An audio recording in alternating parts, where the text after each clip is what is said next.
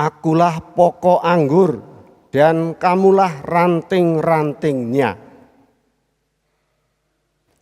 Jadi hari ini saya berdiri di sini di hadapan ranting-ranting.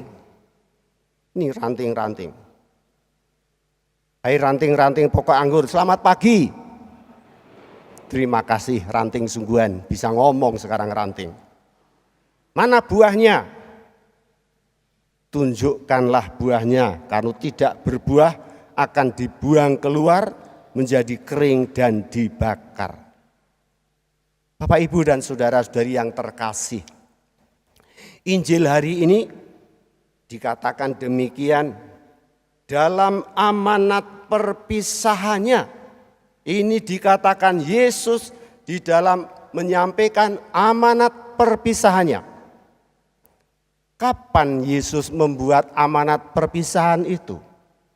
Terdapat di Injil mana? Adakah ungkapan Yesus menyampaikan amanat perpisahan? Saya buka-buka, tidak ada itu. Tetapi amanat perpisahan seringkali dihubungkan dengan perjamuan malam terakhir. Maka dikatakan dalam amanat perpisahan sama dengan dalam perjamuan malam terakhir. Dan itu hanya ada, banyak amanat ini hanya ada di Injil Yohanes. Injil yang lain tidak. Tadi diambil dari bab 15.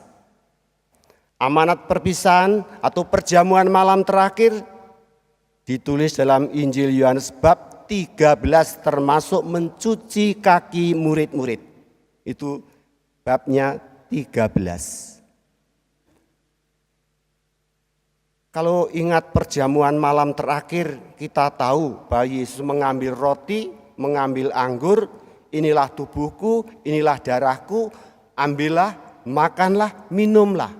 Yesus mengibaratkan diri sebagai makanan, makanan yang dimakan, dan setiap makanan yang dimakan akan bersatu dengan kita. Kita berekaristi, nanti terima komuni. Dikatakan kom dan unio artinya bersatu. Menerima komuni berarti Tuhan Yesus bersatu dengan aku. Tapi orang kadang mengatakan bukan komuni tapi hosti. Kita nanti menerima hosti kudus. Apa itu hosti? Hosti adalah korban. Jadi setiap kali kita menerima hosti, tubuh Kristus yang dikorbankan. Itu makna hosti atau komuni, Tuhan bersatu dengan kita. Sekali lagi kita ingat, dalam perjamuan malam terakhir Yesus mencuci kaki para murid. Ternyata mencuci kaki bukan sekedar pelayanan, tetapi mencuci kaki lambang kesatuan. Kalau tidak kucuci kakimu, kamu tidak bersatu dengan aku. Tidak bersama dengan aku, tidak mendapat bagian dengan aku. Maka kita ingat dalam perjamuan malam terakhir mencuci kaki dan makan lambang kesatuan. Itu Yohanes 13. Bapak Ibu yang biasa misa harian dalam minggu ini setiap hari kurang lebih demikian, Injilnya mengatakan kesatuan antara Yesus dan Bapa, antara Bapa dan Putra. Siapa yang melihat aku melihat Bapa, siapa yang mendengarkan aku melihat Bapa, mendengarkan Bapa. Apa yang kukatakan bukan dari diriku, tapi dari Bapa di surga. Selalu kesatuan, kesatuan, dan kesatuan. Hari ini lagi ditunjukkan sesuatu yang indah. Akulah pokok anggur dan kamulah ranting-rantingnya. Kita semua berharap supaya kita ini menjadi orang Katolik yang baik, yang benar, yang berbuah. Buah kebenaran dan kebaikan. Tapi bagaimana caranya supaya kita terus-menerus bersatu dengan Tuhan? Ada orang yang ingin bersatu dengan Tuhan dengan cara membaca kitab suci. Oke, bisa. Saya ingin bersatu dengan Tuhan supaya dengan cara selalu berdoa. Iya, saya ingin bersatu dengan Tuhan dengan cara rajin ikut perayaan Ekaristi, entah harian, entah mingguan. Tapi secara khusus saya ingin bertanya, mengapa kita sebagai orang Katolik atau orang Kristen setiap minggu harus pergi ke gereja? Untuk apa kita pergi ke gereja? Ada banyak jawaban, tetapi saya cenderung mengingat apa yang tertulis di dalam puji syukur nomor 8. Itu bacaan saya, kesukaan saya.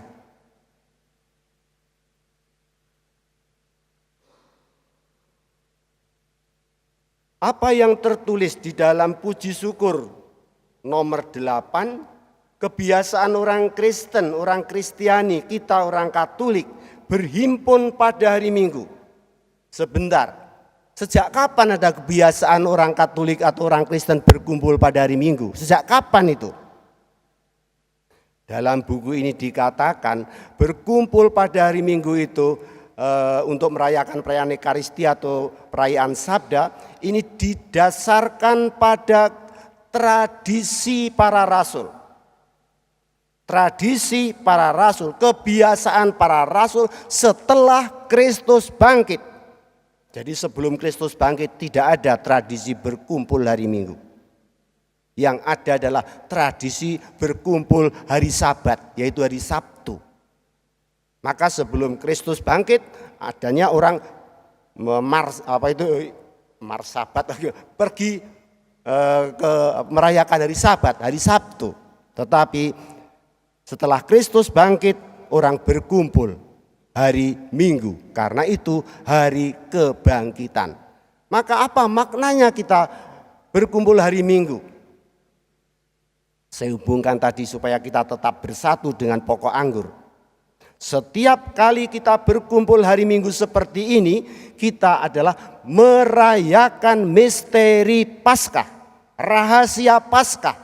Rahasia Paskah atau misteri Paskah isinya ada 4, yaitu merenungkan sengsara Tuhan kita Yesus Kristus, kematian Tuhan kita Yesus Kristus di kayu salib, kematian, jadi sengsara, wafat atau kematian, lalu merayakan kebangkitan Tuhan, yang terakhir merayakan kemuliaan Tuhan yang duduk di sebelah kanan Allah Bapa.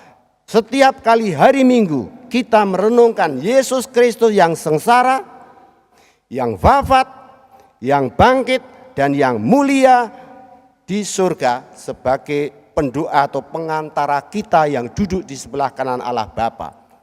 Sebenarnya kalau kita setiap kali mengenangkan itu, iman kita pasti sangat dekat dengan Tuhan.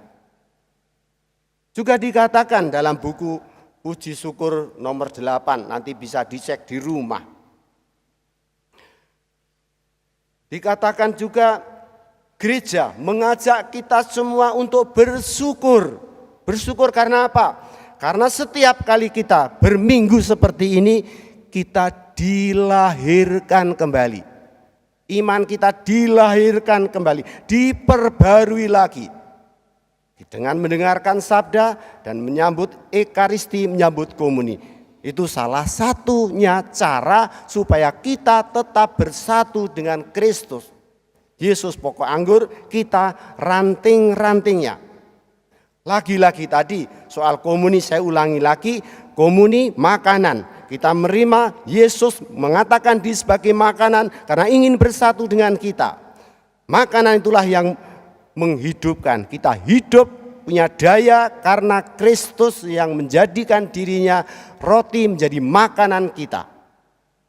Hosti, kita menjadi semakin kuat iman kita karena setiap kali kita menerima komuni atau hosti, pikiran hati kita selalu ingat Yesus Kristus mati di kayu salib. Setiap kita menerima tubuh Kristus yang dikorbankan, aku ingat Yesus mati di kayu salib. Bapak, Ibu, dan saudara-saudari yang terkasih, Itulah yang saya renung-renungkan pada pagi ini atau hari ini, bahwa akulah pokok anggur, kamu rantingnya. Kita harus tetap bersatu dengan Tuhan, dan kalau kita bersatu dengan Tuhan, kita akan berbuah banyak, berbuah iman, berbuah kebaikan dan kebenaran. Amin.